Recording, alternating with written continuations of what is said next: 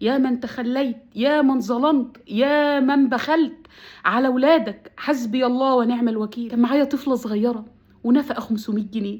تخيلوا طفلة دلوقتي وبقت عندها 18 سنة بتاخد 500 جنيه. بسم الله والصلاة والسلام على رسول الله. رسالتي ليك انت النهاردة. ايوه، انا عاملة الفيديو ده ليكي انت يا اللي بتعيلي اطفال لوحدك. جاي اقولك ايه؟ والله سينصرك الله، والله سيعوضك الله، سيقر عينك بنجاحهم وفلاحهم ورزقهم. إن الله هو الرزاق ذو القوة المتين. حياتك غالية، نفسك غالي. انزلي المستشفيات هتعرفي ان ابتلائك قد كده. ما بيصرفش عليهم، اتركي أمره لله. قولي حسبي الله ونعم الوكيل. وطبعا هتلتمسي كل الأسباب وتاخدي حقك منه وحق عيالك منه، لكن فوضي أمرك لله. اتركي الظالم لظلمه. ربنا سبحانه وتعالى يملي للظالمين حتى يأخذهم أخذ عزيز مقتدر. في قيامة وفي حساب. أنا عايزاك انت تبقي بطلة.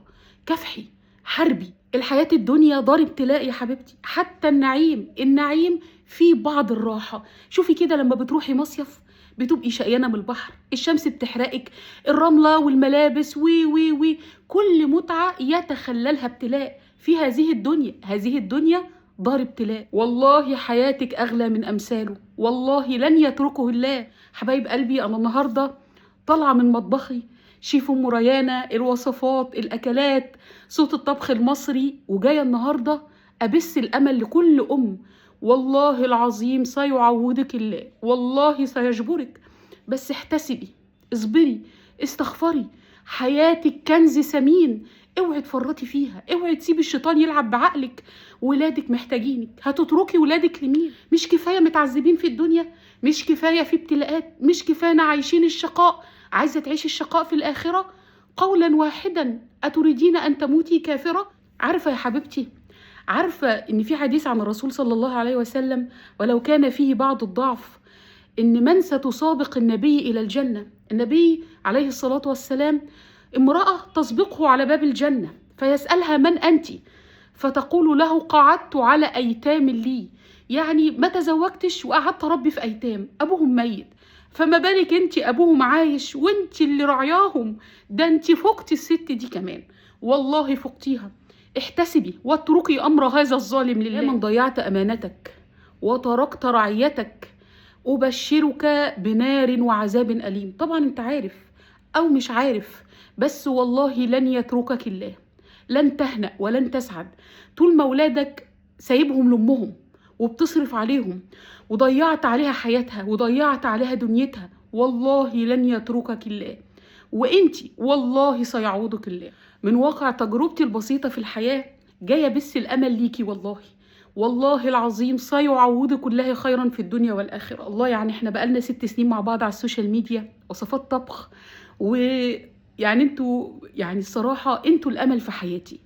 يعني أنا ما لقيتش نفسي وما لقيتش حياتي غير لما نقلت وصفاتي وطبخاتي ليكوا وسمعت رأيكوا وكسبت اخوات ومحبين وصحبة يعني عمري ما هلاقيها في الدنيا. عايزة أقولك أنا كمثال حي قدامك اتعرضت في بداية حياتي بعد ما اتخرجت من الجامعة لتجربة زواج كانت فاشلة. أنا طبعا مش جاية أقول أي أسرار شخصية ولا جاية أقولك أي حاجة، بس أنا زيك كده. أنا شفت الظلم ده. كان معايا طفلة صغيرة ونفقة 500 جنيه. تخيلوا طفلة دلوقتي وبقت عندها 18 سنة بتاخد 500 جنيه. ديكي نفقة قليلة، عارفة يا حبيبتي، بس والله سيرزقك الله أضعافها. صبرت واحتسبت ورزقني الله بزوج ورزقني الله بأولاد آخرين، والحياة مشيت وربنا عوضني. ويعني هتلاقي أهلك داعمين ليكي.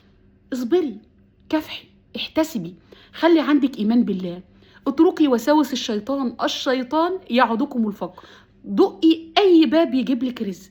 شوفي مهارتك فين واعمليها، والأهم إن نيتك تجعليها خالصة لوجه الله عشان يتكتب لك في ميزان حسناتك. انفقك على ولادك يا رب احتسبته عندك يا رب. بصي من واقع الحياة والله، والأمثلة كتيرة قدامنا. ياما قعدت على أيتام صغيرين وربنا سبحانه وتعالى عوضها عوض الصابرين. شافتهم في أعلى المراكز وعيشوها أحلى عيشة بعد ما كانوا عايشين الضنك. والله أمثلة حية في كل حتة. انا والله كافحت كتير قوي. عايزه اقول لكم انا صفحه الفيسبوك بتاعتي دي اول ما بداتها 2018 كنت ببيع فيها كوبات الحلويات، كنت بعمل التورت وابيعها، عمري ما استسلمت. انا شيماء محمد خريجة الاعلام، عشان تدينت ولبست النقاب خلاص ما عادش ينفع ان انا اشتغل في الصحافة، لانها شقاء للمرأة من وجهة نظري. صعب ان الست تقعد تلف وتبحث عن مصادر وحاجات زي كده. فتركت المجال تماما وبصيت لمهاراتي، بصيت لهواياتي. ده انا طباخة ماهرة، ده انا استاذة في الحلويات، ده انا استاذة في الطبخات. طب ليه ما صورش؟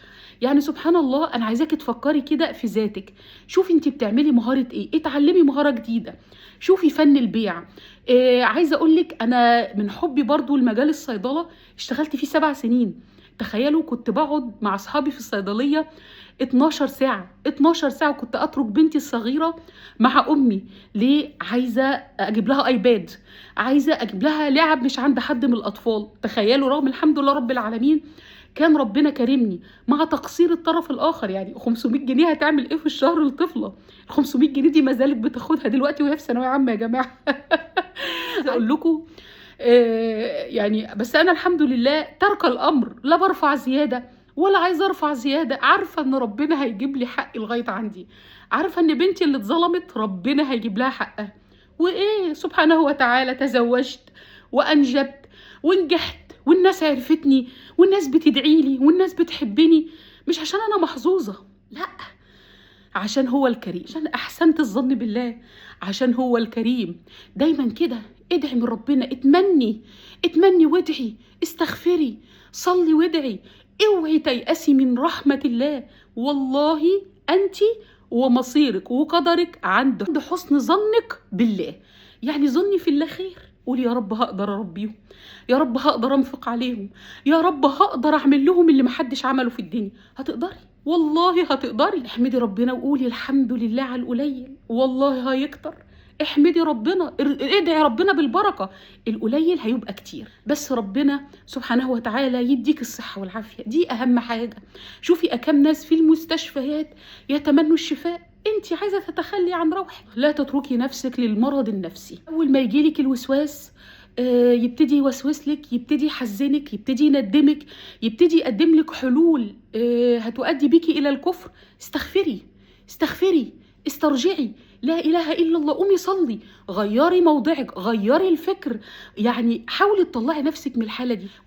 ولادك دول لما يحضنوكي هيدوكي هرمون الدوبامين، هرمون الحب، هرمون السعاده. أنا طبعا مش اهل للموعظه ولا اهل للحكمه، لكني تجربتي في الحياه البسيطه جايه لك كده من باب الامل، جايه اقول لك والله العظيم سيعوضك الله، جزائك عند الله عظيم.